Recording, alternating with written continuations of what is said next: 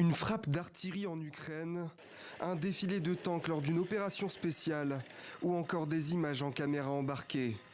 Ces derniers jours, les vidéos de propagande russe se multiplient.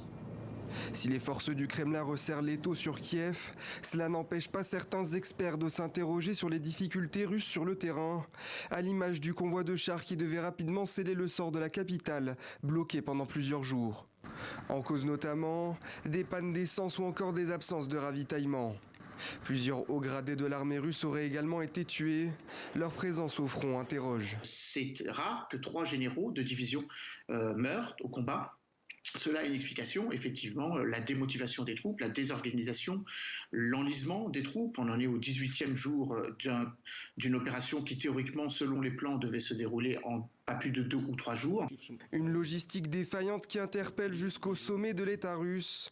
En conséquence, Vladimir Poutine aurait-il décidé de faire payer cet échec à ses services de renseignement?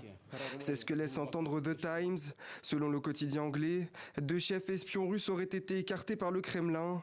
Leur nom, Sergueï Beseda, 68 ans, chef de la section étrangère du FSB, et son adjoint, Anatoly Bolyuk. Depuis déjà quelques jours, circulaient sur les réseaux sociaux les aveux, anonymes bien sûr, de certains membres des services de renseignement, comme quoi on leur avait demandé de truquer un peu la réalité du terrain pour ne pas froisser le président Vladimir Poutine, et on leur avait surtout demandé de préparer un scénario qui ne s'est pas déroulé comme prévu, le scénario étant celui d'une chute rapide de Kiev.